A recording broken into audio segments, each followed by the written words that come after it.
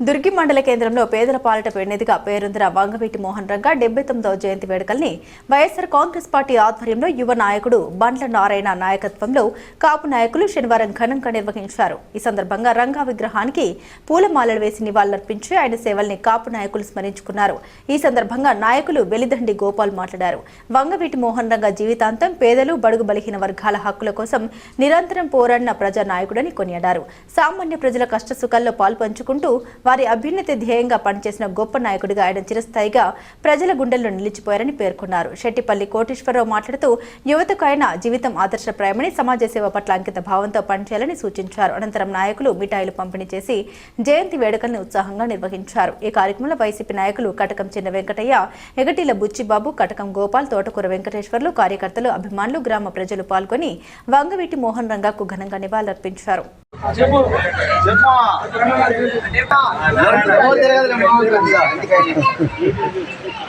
వంగవీటి మోహన్ రంగా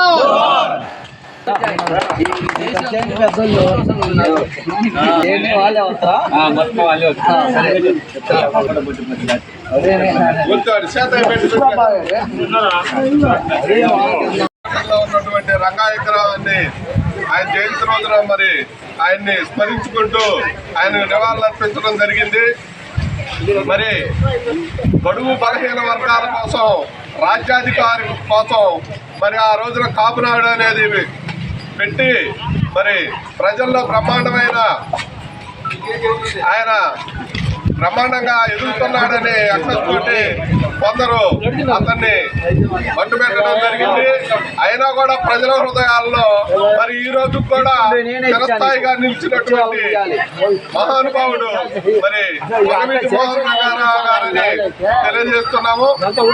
అలాగే మరి ఆ రోజున బడుగు బలహీన వర్గాలకి ఆయన దీక్షలో మరి ఇళ్ల కోసం, ఇళ్ల పట్టాల కోసం ఆ రోజున చేస్తున్నటువంటి దీక్షలు ఆయన్ని నిర్దాక్షిణ్యంగా చంపడం జరిగింది. అలాగే మరి అలాంటి వాడిని చంపడం మరి దుర్మార్గమైన చర్య.